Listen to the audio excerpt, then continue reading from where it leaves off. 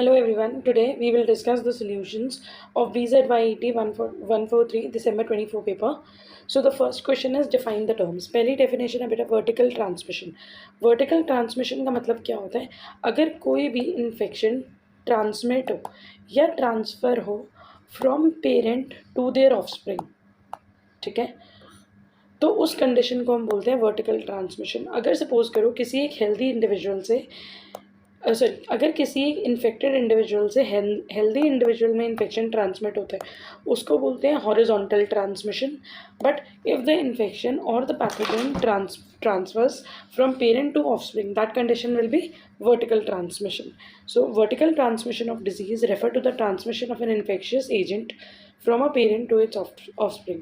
In other words, vertical transmission of diseases in insect refers to transmission of pathogen. Pathogen मतलब virus, bacteria, fungi, जो भी main disease causing agent है, from a parent insect to its offspring through the egg. Next है intrinsic incubation period. Intrinsic incubation period का मतलब ये है बेटा, अगर सपोज करो एक पर्सन को डेंगू हो, ठीक है. अब डेंगू किस वजह से होता है? डेंगू या मलेरिया ये बेसिकली किस वजह से होते हैं? मस्कीटो बाइट की वजह से.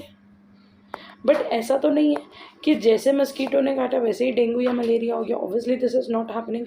सपोज मस्कीटो बाइट हुआ आज, लेकिन जो पर्सन है उसको इन्फेक्शन हो रहा है after 10 days.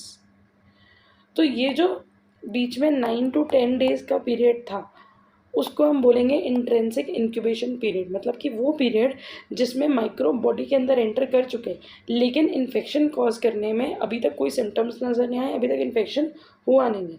So the time duration between from the bite of infected mosquito to appearance of first symptom of disease is known as intrinsic incubation period. तो mosquito bite से लेकर जो first symptom नज़र आने तक का पीरियड होता है that is IIP. It refers to the time between an individual becoming infected with a pathogen and the onset of first symptoms. जब उसको इन्फेक्शन हुआ, इन्फेक्शन मतलब जब पैथोजन उसकी बॉडी के अंदर एंटर हुआ तब से लेकर सिम्टम डेवलप होने तक के बीच का जो टाइम होता है that is intrinsic incubation period. The third term is asymptomatic carrier. Asymptomatic carrier का मतलब होता है, कैरियर बेटा मतलब कि वो इंडिविजुअल या वो पर्सन जो कैरी कर रहा है पैथोजन को. किसको कैरी कर रहा है? पैथोजन को. सपोज करो कोई एक माइक्रोब, कोई बैक्टीरिया एक ऑर्गेनिज्म की बॉडी के अंदर एंटर कर गया, एक ह्यूमन की या किसी एनिमल की बॉडी के अंदर एंटर कर गया, तो वो जो इंडिविजुअल है, जो ह्यूमन है या जो एनिमल है, वो इन्फेक्टेड तो है लेकिन उसको खुद से मतलब कोई सिम्टम्स नहीं आ रहे, कोई प्रॉब्लम नहीं हो रही, वो बीमार नहीं हो रहा, तो वो खुद तो एसिम्टोमेटिक है बट वो कैरी कर रहा है पैथोजन को. अब उसको खुद इन्फेक्शन नहीं हुआ, इसके रीजंस बहुत सारे हो सकते हैं. इसका रीज़न ये हो सकता है कि मे बी उसकी हाई इम्यूनिटी है, बहुत अच्छी इम्यूनिटी है उस पर्सन की. ये भी हो सकता है कि वो पर्सन ऑलरेडी कोई डोसेज या कोई वैक्सीन ले चुका था, ठीक है, कोई वैक्सीन ले चुका था उस पैथोजन के अगेंस्ट कि अगर वो माइक्रोब उसकी बॉडी में एंटर हुआ भी तो उसको वो प्रॉब्लम नहीं हुई, ठीक है. लेकिन ऑल्सो बींग एसिम्टोमेटिक कैरियर उस पर्सन से किसी हेल्दी पर्सन को, ठीक है, एक हेल्दी पर्सन को देयर आर चांसेस, एक हेल्दी इंडिविजुअल को देयर आर चांसेस कि जो डिजीज है वो हो जाए. So an asymptomatic carrier is a person or other organism that has become infected with a pathogen but shows no sign or symptom of disease despite the lack of symptom. चाहे उसके अंदर symptom नहीं है but they can still transmit the pathogen to another organism. Next question है match the following, तो इसका आप screenshot ले सकते हो. The next one is full form abbreviations की. FFS रेफर करते हैं फार्माफील्ड स्कूल को. IBPM integrated vector and pest management. NFCP National Filaria Control Program. and ITNS that is insecticide treated bed nets. Next, describe the various ways of transmission of diseases by houseflies and their control. तो house flies के through जो disease है वो कैसे transmit होते हैं और उसको कंट्रोल कैसे करते हैं.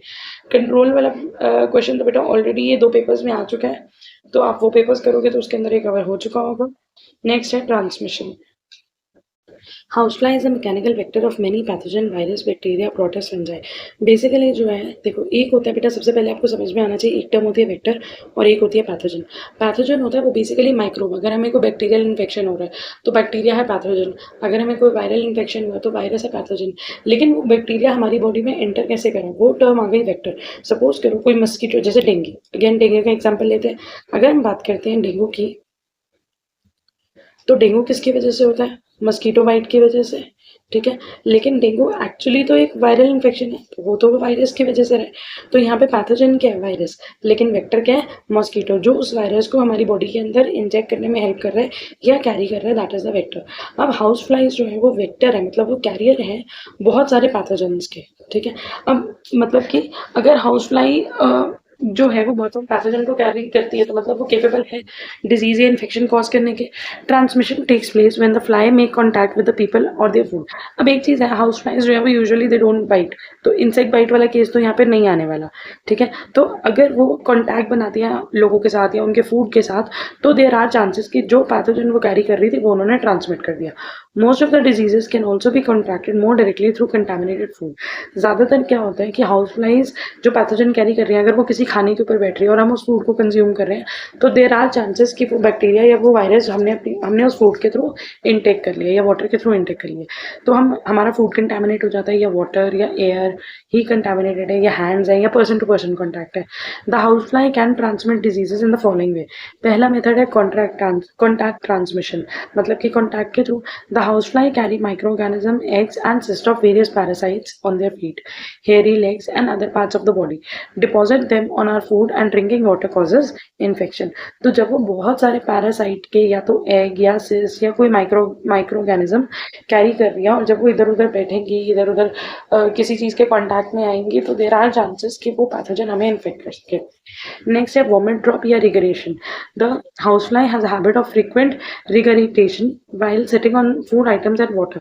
मतलब कि ज़्यादातर ना बहुत बार ऐसा होता है कि अगर आप फ्लाइज का जो केसेस है या उनकी लाइफ साइकिल है पढ़ोगे, तो उसमें हम देखते हैं कि बहुत बार जो पैथोजन होता है, जो वायरस है या बैक्टीरिया या जो पैरासाइट या प्रोटोजोआ है, वो उनके सलाइवरी ग्लैंड या उनके बकल कैविटी में होता है।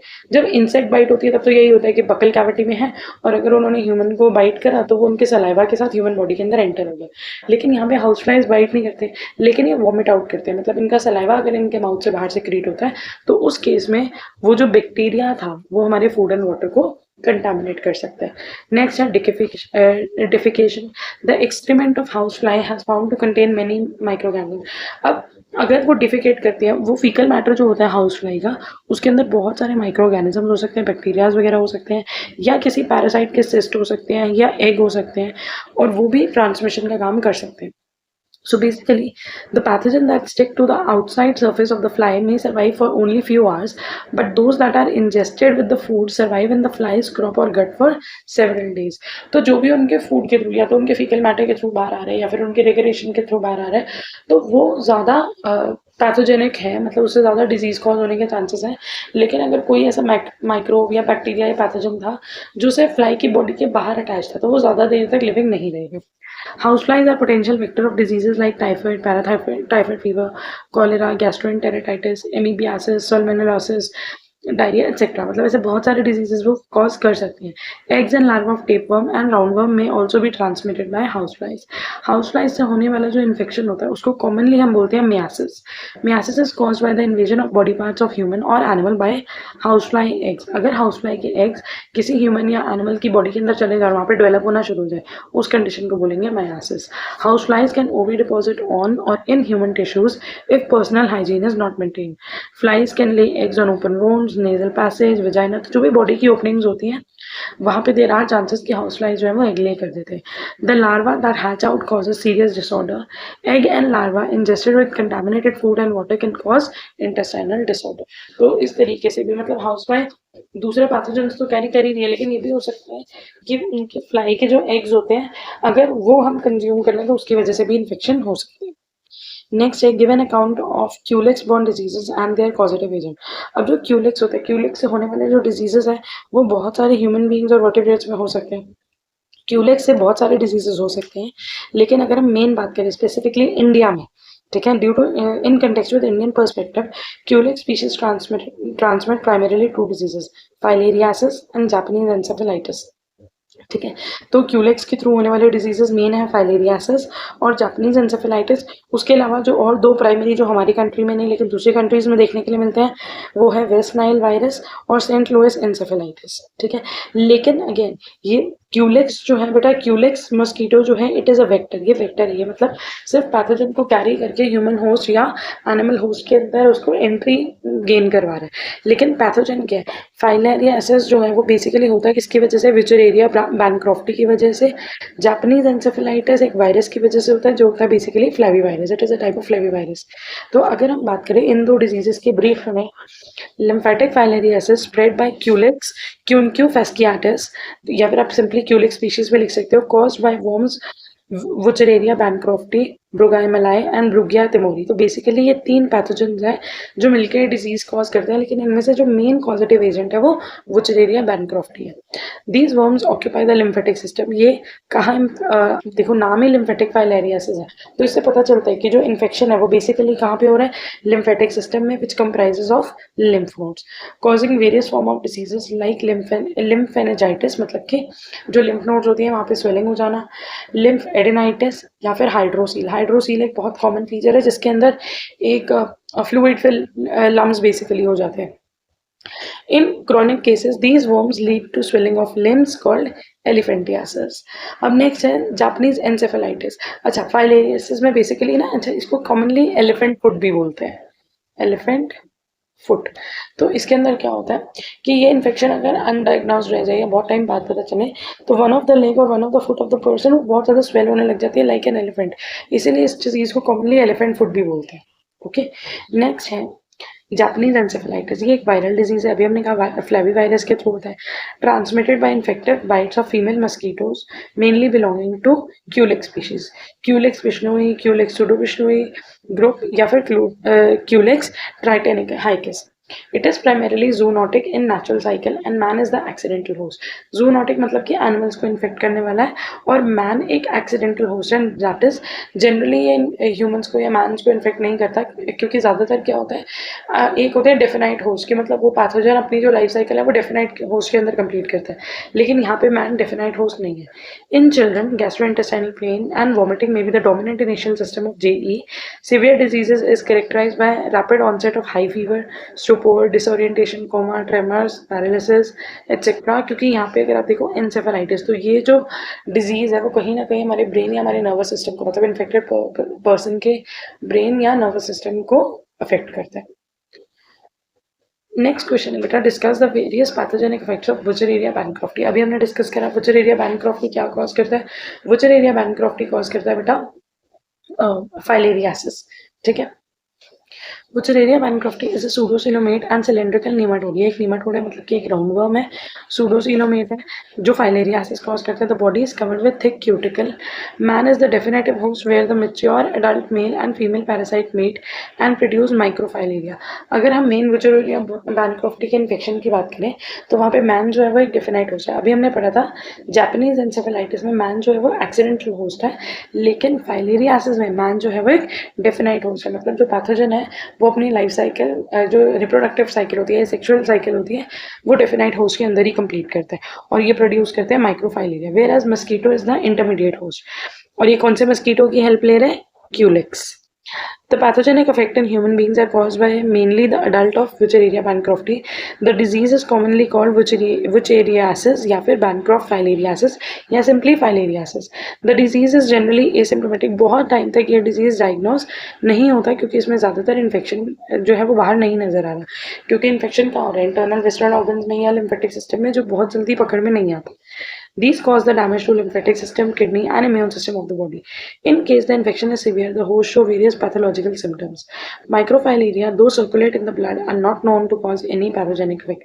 हमने कहा man definite host है, जो ऑर्गेनिज्म है वो मेल और फीमेल पैरासाइट जो है वो मेट करेंगे, उनकी सेक्सुअल साइकिल कंप्लीट होगी और प्रोड्यूस करेंगे माइक्रोफाइलेरिया।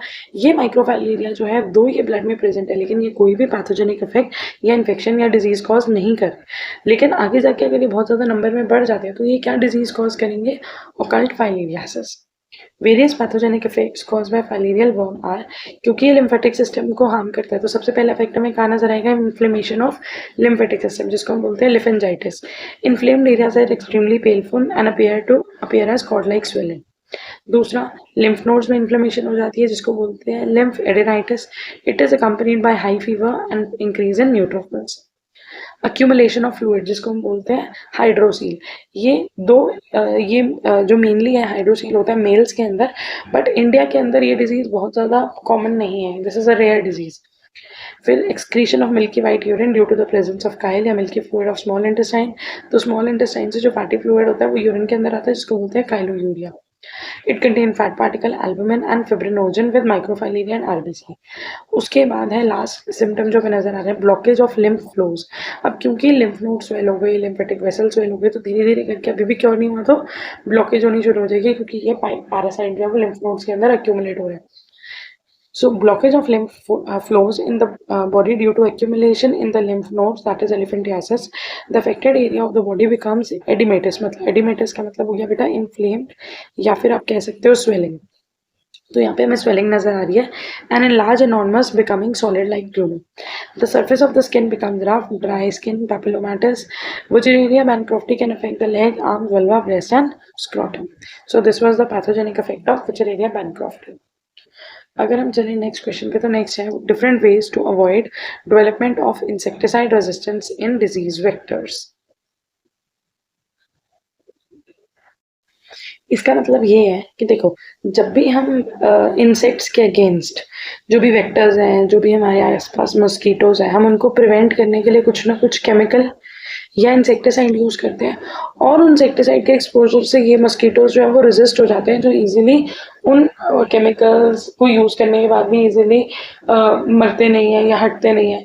तो मतलब कि इंसेक्ट्स जो है वो धीरे धीरे करके इन मेडिसिन के रेजिस्ट होते जा रहे हैं। तो हमें ऐसी क्या टेक्निक्स फॉलो करनी चाहिए कि वेक्टर्स के अंदर ये इंसेक्टिसाइड रेजिस्टेंस डेवलप ना। तो सबसे पहले वेक्टर रेजिस्टेंस क्या है? Indiscriminate use of chemical has made disease vector resistant to them. जो हम बहुत सारे केमिकल डिसइंफेक्टेंट्स वगैरह या जो मस्कीटो रेपेलेंट स्प्रेज और बहुत सारे एड्स यूज करते हैं, उसकी वजह से ये जो वेक्टर्स हैं वो रेजिस्टेंट होते जा रहे हैं। New chemicals are being explored continuously which are effective to the target vectors. हम नए नए केमिकल्स को एक्सप्लोर कर रहे हैं ताकि वो इन वेक्टर्स को, मस्कीटोज को किल कर सके, but safe to non targets and environment. लेकिन वो जो केमिकल्स हैं ये अब ऑब्वियसली अगर हम कोई भी मस्कीटो रेपेलेंट, कोई भी स्प्रे यूज कर रहे हैं या कोई ऑल आउट मॉर्टिन ऐसा कुछ भी मस्कीटो रेपेलेंट्स यूज कर रहे हैं, तो ये इसी वे में बनाए जाते हैं कि ये वेक्टर्स को टारगेट करें, मस्कीटोज को टारगेट करें, बट ह्यूमंस, एनिमल्स, बाकी लोगों के लिए, बाकी कैटेगरी के लिए नॉन हार्मफुल हो। But several factors need to be considered in selection of insecticide spraying, include availability, cost, residual effectiveness, safety, vector susceptibility and excito repellency. लेकिन कोई भी मस्कीटो रेपेलेंट यूज करते वक्त हमारे लिए बहुत सारी चीज़ें मैटर करती हैं कि वो इजीली अवेलेबल है या नहीं, वो बहुत ज़्यादा एक्सपेंसिव ना हो, उसके बहुत ज़्यादा वेस्ट प्रोड्यूस ना हो, उससे बहुत ज़्यादा फ्यूम्स ना प्रोड्यूस हो, वो और लोगों को हार्म ना करे, बाकी सबके लिए सेफ हो। The mosquito vectors the mosquito vectors such as Anopheles, Culex, Aedes are developed resistant to frequently used chemical. The main reason of resistance have been considered as detoxification mechanism and target insensitivity. तो basically ये जो बहुत सारे जो pathogens है या बहुत सारे जो मस्कीटोज वेक्टर्स जो हैं वो इन केमिकल्स के अगेंस्ट रेजिस्टेंट होते जा रहे हैं, मतलब वो इनसे भी इजीली नहीं मरते। तो हमें क्या करना चाहिए कि वो उन जो इंसेक्ट्स हैं उनके अंदर रेजिस्टेंस डेवलप ना हो। Avoid indiscriminate use of insecticide. हमें अननेसेसरीली बहुत ज़्यादा इंसेक्टिसाइड्स का यूज़ नहीं करना चाहिए, क्योंकि अगर हम बहुत ज़्यादा इंसेक्टिसाइड एक्सपोजर उन्हें देंगे तो वो रेजिस्ट कर जाएंगे उसको। Avoid use of insecticide that is similar mode of action, दस साइमल्टेनियसली सिलेक्ट रेजिस्टेंस। तो बेसिकली हमें ऐसे केमिकल्स नहीं यूज़ करने चाहिए जिनका काम करने का तरीका एक ही हो। अगर हम मैकेनिज्म की बात करें तो हमें ऐसे केमिकल्स यूज़ करने चाहिए जिनका मैकेनिज्म ऑफ वर्किंग जो है वो अलग अलग है। Avoid use of insecticide and induce development of more than one type of resistance mechanism in the vector. हमें इंसेक्टिसाइड्स या केमिकल्स को यूज़ नहीं करना चाहिए, उसके अलावा हमें एक से ज़्यादा रेजिस्टेंट मैकेनिज्म यूज़ करने चाहिए।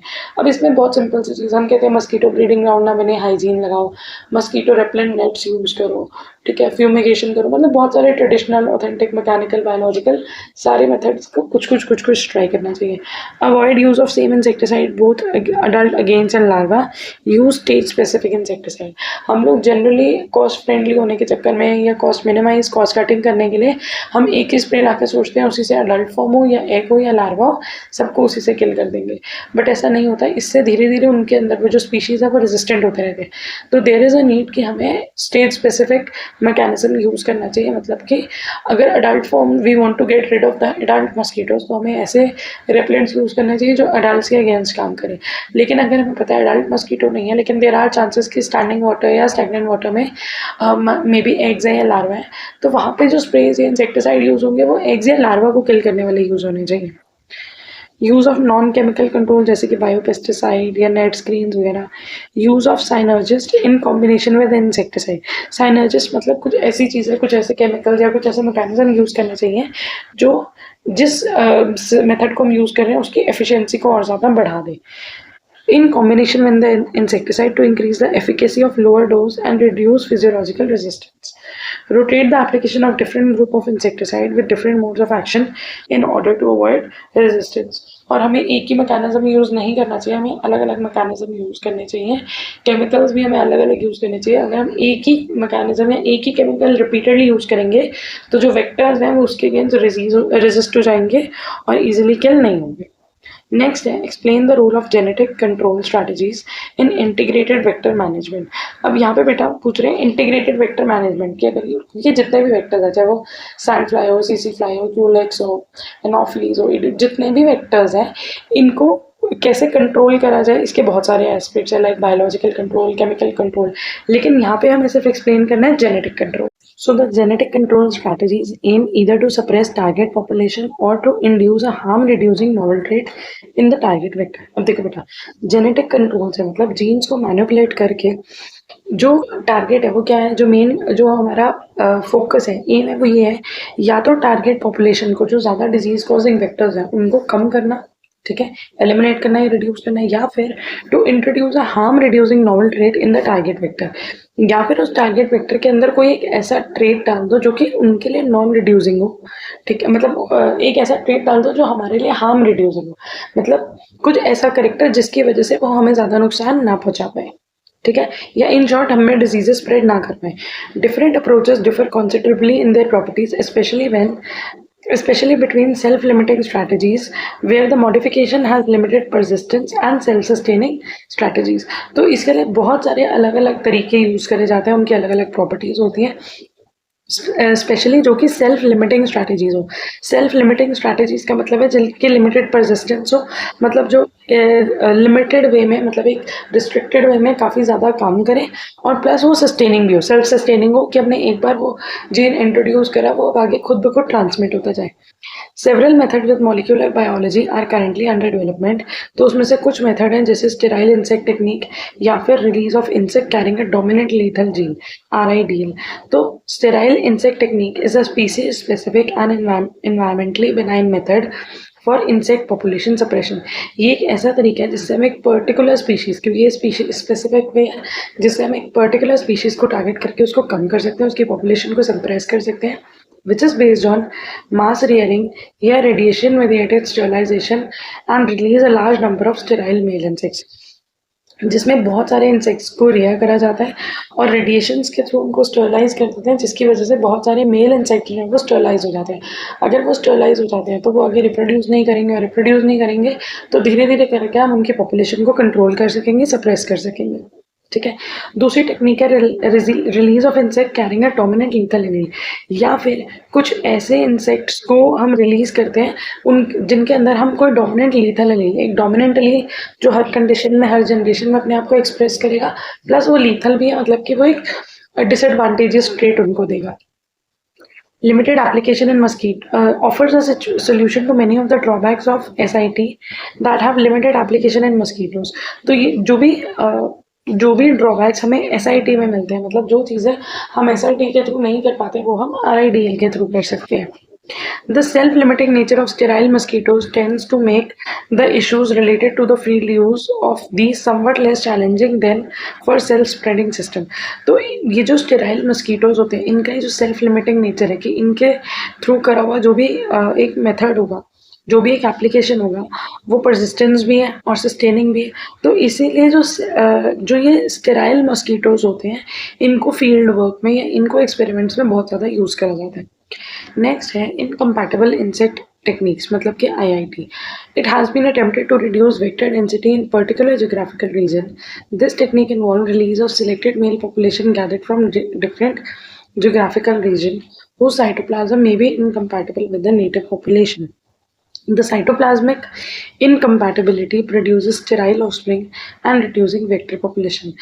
इनकम्पैटिबल इंसेक्ट टेक्निक मतलब कि अब हमने एक जगह पे कुछ ऐसे मेल इंसेक्ट्स को रिलीज कर दिया जो इंटायरली डिफरेंट पॉपुलेशन से आए हैं। जब वो डिफरेंट पॉपुलेशन से आए हैं तो जैसे अगर आपने जोग्राफिकल आइसोलेशन अगर पढ़ा हो इकोलॉजी एवोल्यूशन में, तो उसमें आपको पता होगा कि अगर वो बिल्कुल डिफरेंट जोग्राफी से आए हैं तो उनके जो साइटोप्लाज्म या उनके जो न्यूक्लियस या उनके जो कॉम्पोजिशन है वो इतने डिफरेंट होगी कि वो यहाँ के इंसेक्ट्स के साथ इनकम्पैटिबल होंगे तो वो जो ऑफस्प्रिंग है तो वो प्रोड्यूस नहीं कर पाएंगे। जो ऑफस्प्रिंग प्रोड्यूस होंगे वो स्टेराइल होंगे, जिसकी वजह से आफ्टर अ लॉन्ग रन हम देखेंगे कि वेक्टर्स की पॉपुलेशन कम हो रही है क्योंकि वो अच्छे से रिप्रोड्यूस नहीं कर पा रहे। Researchers are now attempting combination of SIT and IIT and have demonstrated highly promising result. उसके अलावा biocontrol through use of one bacteria species is developed for controlling mosquito population and field time. Biocontrol का मतलब है कि हम vectors को किल करने के लिए या कम करने के लिए किसी एक माइक्रो ऑर्गेनिज्म का यूज कर रहे हैं जो उनको खा सके। So basically, the prospect of genetic control method against mosquito-vectored human disease is becoming a reality, and many decisions will need to be made national, regional, and international level regarding the biosafety, social, and cultural ethical aspect of the use. तो धीरे धीरे करके जो molecular biology का ये जो genetic aspect है ये बढ़ता जा रहा है वेक्टर मैनेजमेंट में, वेक्टर्स को कंट्रोल करने के लिए। नेक्स्ट क्वेश्चन है बेटा, list the 8 terracotta orders and give the characteristic feature of any 2 of them. तो अगर हम बात करें जो भी क्लास इंसेक्ट है उसको हम 2 में डिवाइड करते हैं, ए टेरिकोटा और टेरिकोटा। ए टेरिकोटा होता है बेटा विंगलेस इंसेक्ट्स। तो ए टेरिकोटा जिसको हम ए मेटापोला भी बोलते हैं, these are small insects which are primarily wingless. They never had wings in the evolutionary history. The adult possess various number of pre genital abdominal appendages. अलग अलग नंबर ऑफ एब्डोमिनल अपेंडेजेस होती हैं। Head जो होता है वो प्रोग्नेथस होता है। माउथ जो होता है वो इंटीरियर डायरेक्शन में होता है और इंटरग्नेथस होता है। मैंडिबल्स मतलब जो जॉज जो होते हैं वो अटैच होते हैं हेड के साथ एक ही पॉइंट पे, और इस कंडीशन को हम बोलते हैं मोनोकॉन्डाइलिक। द निम्स मतलब कि जो इनकी यंग फॉर्म्स होती हैं डेवलप थ्रू स्लाइड और विदाउट एनी मेटामॉर्फोसिस। क्योंकि इनका मेटामॉर्फोसिस नहीं होता तो इनको हम बोलते हैं ए मेटाबोला। तो जो दो बहुत सिंपल चीज़ें हैं जो आपको ए टेरिकोटा के बारे में याद रखनी है वो कि ये विंगलेस होते हैं प्लस ये मेटामॉर्फोसिस परफॉर्म नहीं करते। ठीक है। दूसरी क्लास जो है वो है टेरिकोटा, दैट इज मेटाबोला। ये इनमें विंग्ड इंसेक्ट्स या सेकेंडरी विंगलेस इंसेक्ट्स होते हैं। सेकेंडरी विंगलेस इंसेक्ट्स का मतलब है वो इंसेक्ट्स जिनके पास पहले एवोल्यूशनरी हिस्ट्री में या अर्ली एजेस में they do possess wings but in the adult form they have lost. ठीक है। हेड जो होता है वो प्रोग्नेथस या पिस्थोग्नेथस या हाइपोग्नेथस हो सकता है, पोजिशन है ये। माउथ पार्ट जो होता है वो एक्टोनेथस होता है। ठीक है, मतलब बाहर की तरफ। और जो जॉ है वो डाइकोंडोलिक मतलब ब्रेन से 2 जगहों पे ज्वाइन हो रहा होता है। Abdominal perigenital appendages are absent. The immature stages become mature through metamorphic development. यहाँ पे मेटामॉर्फिक डेवलपमेंट हमें देखने के लिए मिल रही है। वो जो मेटामॉर्फोसिस है वो इनकम्प्लीट भी हो सकती है और कंप्लीट भी हो सकती है। उसके बाद उन्होंने बोला था टेरिकोटा के basically they what was the question कि दे आस्क कि आप ए टेरिकोटा और ऑर्डर्स जो है मतलब कि जो ऑर्डर्स है उनका नाम लिखो और उनके फीचर्स बताओ। तो the class A terracotta comprises of 4 orders: प्रोतूरा, कोलेम्बोला, डाइप्लूरा और थाइसानूरा। तो ये 4 ऑर्डर्स के नाम आपको याद रखने हैं। ये हमने पहले भी एक पेपर में एक क्वेश्चन था जिसमें इंसेक्ट के ऑर्डर्स के नाम पूछे जाते हैं। अगर हम बात करें प्रोतूरा की तो मतलब कि फर्स्ट टेल जिनको हम कोनेड्स बोलते हैं। तो प्रोतूरेंस जो होते हैं they are normally found in moist soil, mosses, leaf litters etcetera. ये डिकम्पोजिंग मटेरियल पे फीड करते हैं या फंगल स्पोर्स पे। ये बहुत माइन्यूट है, बहुत छोटा साइज है, लेस देन 2 mm, वाइटिश या पेल होते हैं। पियर्सिंग टाइप का माउथ पार्ट होता है, हेड कॉनिकल होता है, एंटीनास और आइज नहीं होते। एब्डोमेन में 11 सेगमेंट्स होते हैं। उसके बाद 4 लेग्स जो है वो आगे की तरफ टुवर्ड्स फॉरवर्ड होती है और सेंसरी होती है। Metamorphosis accompanied by increase in the number of abdominal segments after each mode। Metamorphosis के बाद जो नंबर ऑफ एब्डोमेन के जो सेगमेंट है वो बढ़ जाते हैं हर मोल्डिंग के बाद, और इस प्रोसेस को बोलते हैं एनामॉर्फोसिस। ठीक है। उसके अलावा अगर हम सेकंड ऑर्डर देखें दैट इज कोलम्बोला। कोलम्बोला में आते हैं स्नोफ्ली, स्प्रिंगटेल्स वगैरह। ये भी माइन्यूट होते हैं, 6 नैनोमीटर से छोटा साइज है। माउथ टाइप जो होता है वह बाइटिंग टाइप होता है और 4 सेगमेंटेड एंटीना होते हैं। इनमें कंपाउंड आइज प्रेजेंट नहीं होती है, लेकिन आई के लिए लेटर ओसेलाई होता है। एब्डोमेन 6 सेगमेंट्स का होता है। वेंट्रल ट्यूब जिसको कोलोफोर बोलते हैं इस bilobe structure present on the first abdominal segment and help in balancing and excretion. तो वेंट्रल ट्यूब जो है वो इनको बैलेंसिंग में या एक्सक्रीशन में हेल्प कर रही है, जो कि फर्स्ट एब्डोमिनल सेगमेंट में प्रेजेंट होती है। नेक्स्ट है रेटिनाक्यूलम, जिसको हम हमला या टीनाक्यूलम भी बोलते हैं। Is present on third abdominal segment and it holds the next appendage that is furculum. Furcula जो है वो स्प्रिंग ऑर्गन है, is a fork jumping organ present on fourth abdomen. तो ये जंपिंग ऑर्गन है जो फोर्थ एब्डोमिनल सेगमेंट पे present है, और इसको होल्ड करने के लिए थर्ड एब्डोमिनल सेगमेंट पे रेटिनाक्यूलम प्रेजेंट है। ठीक है। थर्ड ऑर्डर है बेटा डाइप्लूरा। ये इनसाइड्स भी स्मॉल होते हैं, 5 to 50 मतलब आप कह सकते हो 5 to 5 centimetre. Narrow bodied insects होते हैं। एंटीना जो होता है वो मोनिली फॉर्म होता है, मतलब कि एक ही साइड पे। मल्टी सेगमेंटेड होते हैं, कंपाउंडाइज और ओसिलाई एब्सेंट है। एब्डोमेन में 10 सेगमेंट्स होते हैं। A pair of cerci is present at the abdominal end, basically reproductive organ. Next है थाइसेनोरा। थाइसेनोरा की बात करें तो ये एक लिंक माना जाता है ए टेरिगोटा और टेरिगोट्स के बीच में। ये 6 to 18 लॉन्ग होते हैं। इनका कलर लस्टी ग्रे या ब्राउन होता है। एंटीना लंबे लंबे हैं, मल्टी सेगमेंटेड है। कंपाउंडाइज में भी प्रेजेंट या एब्सेंट भी हो सकती है। ठीक है जी। तो ये इसका एक बिल्कुल शॉर्ट सा ओवरव्यू होगा, आपको कंपैरिजन के लिए करना हो। प्रोटूरा में कोलम्बोला, डाइप्लूरा और थाइसेनोरा। यहाँ पे माउथ पार्ट होते हैं एंटोग्नाथस, मतलब विड्रॉन इनटू द बॉडी। इसमें भी एंटोग्नाथस, एंटोग्नाथस और एंटोग्नाथस। फिर सॉरी, इसमें एक्टोग्नाथस लास्ट वाले में। एंटीना नहीं होते, एंटीना प्रेजेंट होते हैं, प्रेजेंट होते हैं और प्रेजेंट होते हैं। आईज एब्सेंट है। आईज मे और may not have postantennal sense organs या लेटरल सिंपली ओसेल, सिंपलाइज जिनको हम ओसेलाई बोलते हैं। डाइप्लोरा के अंदर आईज एब्सेंट होती हैं, और थाइसेनोरा के अंदर सिंपल टू लेटरलाइज या कभी कभी कंपाउंडाइज भी प्रेजेंट होती है। नेक्स्ट है नेक्स्ट फीचर एब्डोमिनल सेगमेंट की बात करें तो एनामॉर्फिक सेगमेंट, हमने बोला सेगमेंट्स जो है वो मोल्टिंग के साथ साथ बढ़ते रहते हैं। फिर उसके बाद इनके पास एक स्पेशल स्प्रिंग लाइक अपेंडेज होता है फर्क्यूला, और एक और ट्यूब होती है दैट इज कोलोफोर, जो इनको लोकोमोशन में हेल्प करती है। डाइप्लूरा में एब्डोमेन के एंड में पेयर ऑफ सेकाई होते हैं that is tail like appendages, और थाइनोसोरा में possess 3 long tail like appendages at the end of the abdomen. Next question metamorphosis in insects, ये हम ऑलरेडी कर चुके हैं in previous separate videos. Medical importance of body louse also a repeated question. Clinical form of plague भी हमने कर लिया, वो भी रिपीटेड क्वेश्चन है। Short note on any two of the following. Function of haemolymph बेटा रिपीटेड क्वेश्चन हम कर चुके हैं। तो now we will do types of leg in insects, और उसके अलावा structure of compound eye insects. अगर हम बात करें टाइप ऑफ लेग, तो सबसे पहले लेग्स का अगर हम एक बेसिक सा स्ट्रक्चर देख लें। इंसेक्ट जो है वो हेक्सापॉड है, 3 पेयर ऑफ जॉइंटेड लेग्स होती हैं, articulated to the pleura of the thorax. Each leg has 6 component in the sequence from the body. Body के सीक्वेंस में अगर देखें तो पहले होता है कोक्सा, फिर ट्रोकैंटर, फेमर, टिबिया, टारसाई और प्रीटारसस। ठीक है। तो 6 पार्ट्स जो होते हैं, 6 कंपोनेंट से लेग बनी हुई होती है। Each is single segmented except tarsus which is usually consist of 6 to 7 segment. Tarsus basically बहुत सारे सेगमेंट से बना हुआ होता है, बाकी सारे जो होते हैं वो सिंगल सेगमेंट होते हैं। ठीक है। ये एक और डायग्राम जहाँ पे आप देखोगे कॉक्सा, फिर ये बोन है ट्रोकैंटर, फिर फेमर, टिबिया, यहाँ पे टार्सस और यहाँ पे प्रीटार्सस, और लास्ट में एरोलियन। मॉडिफिकेशन इन लेग्स की बात करें अगर हमारा, क्योंकि हमारा क्वेश्चन था बेटा टाइप ऑफ लेग्स, मतलब अलग अलग टाइप ऑफ लेग्स, तो मॉडिफिकेशन की वजह से होती है। Insect have different type of modified legs, और ये डिपेंड किस पे करता है, उनके हैबिट्स पे और हैबिटेट पे। जैसे कि एम्बल्टोरियल फाउंड इन ब्लैकफील्ड क्रिकेट, ये लॉन्ग होती है, सिलेंड्रिकल होती है और वॉकिंग के लिए हेल्प करती है। कुर्सोरियल, कुर्सोरियल सिलेंड्रिकल है, लॉन्ग है, वेल डेवलप्ड है, और ये फास्ट रनिंग के लिए होती है, जैसे कि कॉकरोचेस में। सॉल्टेटोरियल, सॉल्टेटोरियल होती है ग्रास ओपर में, इनमें हिंड फेमर जो होती है वो इनलार्ज होती है, मतलब ये जो फेमर रीजन है ये बहुत ज़्यादा इनलार्ज होता है, कंटेन स्ट्रॉन्ग मसल्स, और ये होती है जंपिंग के लिए। ठीक है। अभी तक एम्बुलेटोरियल थी वॉकिंग के लिए, रनिंग के लिए थी कुर्सोरियल, जंपिंग के लिए है सॉल्टेटोरियल। उसके बाद स्कैनसोरियल या फिर क्लिंगिंग, ये होती है लाइज में, क्योंकि ये क्लिंग करने के लिए, अटैच करने में हेल्प करती है। Tibia is stout and one side bear a thumb like process called tibial thumb. Tarsus जो होता है वो सिंगल सेगमेंटेड होता है एंड बियर्स कर्व्ड क्लॉ, जिसको हम टार्सल क्लॉ बोलते हैं, जो कि यहाँ पे बना भी हुआ है।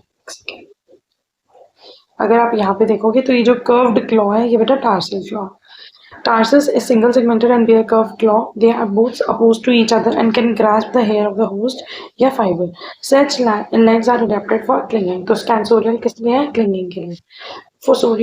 फोसोरियल जो होता है वो डिगिंग के लिए यूज होता है ग्राउंड में, जैसे कि क्रिकेट इंसेक्ट जो होता है वो यूज करता है।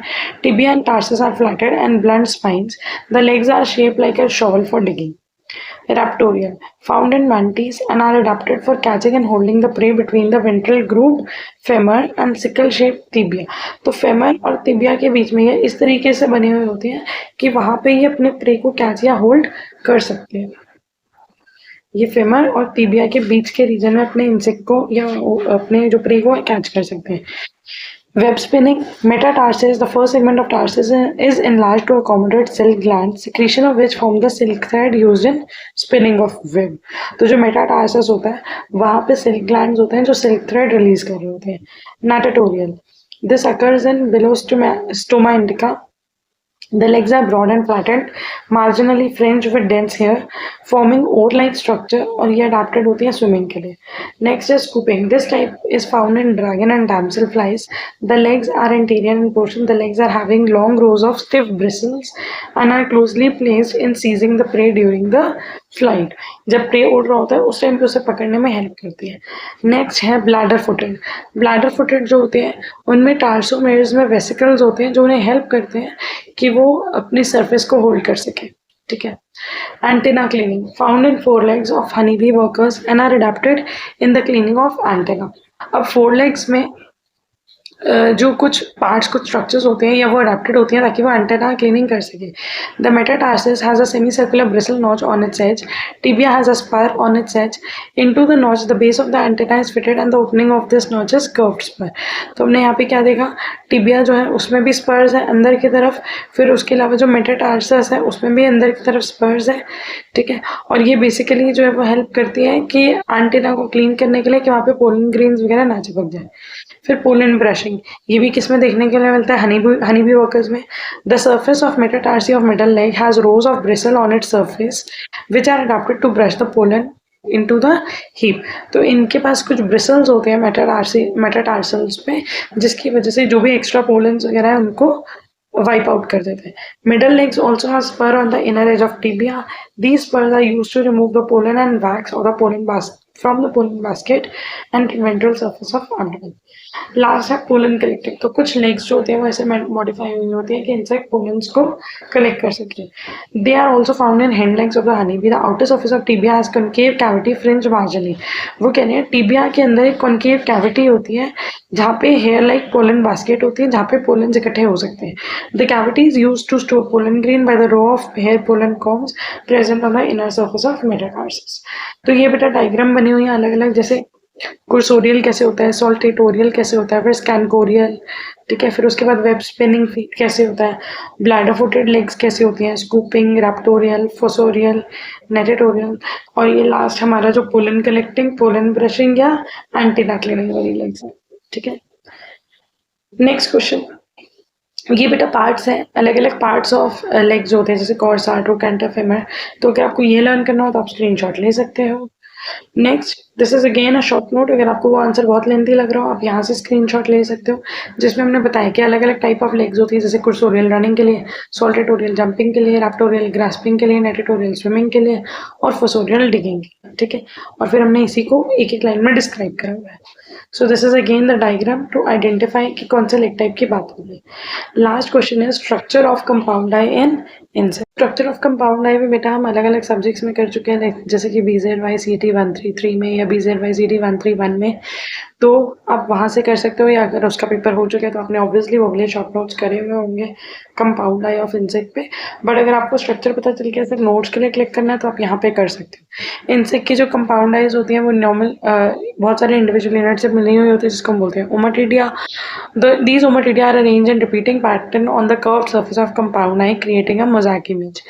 Ommatidia consists of a lens, a cone, and photoreceptor cells. तो जो आईज का मेन फंक्शनल यूनिट है वो है ओमाटिडिया, और ओमाटिडिया में आता है लेंस, कोन और cells, which together detect light and transfer information to the brain. अब अगर हम मेन कंपोनेंट्स की बात करें तो यहाँ पे cornea, transparent outer layer, crystalline cone है, ये एक ट्रांसपेरेंट स्ट्रक्चर है कॉर्निया के नीचे जो लाइट को फोकस करने में हेल्प करते हैं। फोटो रिसेप्टर सेल या लाइट सेंसिटिव सेल्स होते हैं रैबडोम, जो लाइट पड़ने पे एक्टिवेट होता है और ब्रेन तक मैसेज भेजते हैं। Rhabdom light connecting structure form by the microvilli of photo receptors. So compound eyes are the organ of vision in insect and crustacean. A compound eyes is characterized by having numerous repeating units जिनको हम बोलते हैं ओमाटिडिया। ओमाटिडिया एक से दूसरे में very कर सकता है, मतलब बहुत सारे नंबर्स हो सकते हैं। Ommatidia function as independent photo reception unit and उसमें लाइट सेंसिटिव सेल्स भी प्रेजेंट है। Ommatidia appear as facets that are usually hexagonal in shape. Each ommatidia has its focusing system, a rigid transmitting system, a collection of light-sensitive cell and pigment to distinguish the unit from each other. तो हर एक ommatidia, हर एक cell के पास ये अलग अलग units होते हैं जिससे वो चीज़ों को अच्छे से डिस्टिंग्विश कर सके। Each has a field of vision. The exposed and transparent colorless biconvex cuticular distant end of ommatidia called the lens. ommatidia में लेंस भी प्रेजेंट होता है जो कि biconvex है, which forms a part of focusing system. Cornea rigid होता है, fixed होता है. The cornea has a fixed focal length. Cornea, like the cuticle, is epidermal in origin. Each is produced by two cells called corneal cells, which also form primary pigment cells around the ommatidia. तो basically cornea cells जो होते हैं वो कुछ pigment release करते हैं और ommatidia के आसपास deposit करते हैं. An image formed by compound eye in bright light is mosaic image. Mosaic मतलब pattern, थोड़ा सा pattern इधर का इधर का इधर का, ऐसे छोटे छोटे patterns में insects को नजर आ रहा होता है और इसी को हम बोलते हैं mosaic system. ठीक है। Each ommatidia forms an image of a single point of cell that originated from an object in the visual field. All the points from all the ommatidia are combined by the brain and formed a composite image. तो अब बहुत सारे ommatidia और हर ommatidia एक अलग अलग image को देख के एक्वायर कर रहा है और एंड में क्या होगा, ये सारी इमेज जो है वो ब्रेन के अंदर कलेक्ट होके एक सिंक्रोनाइज हो जाएंगे।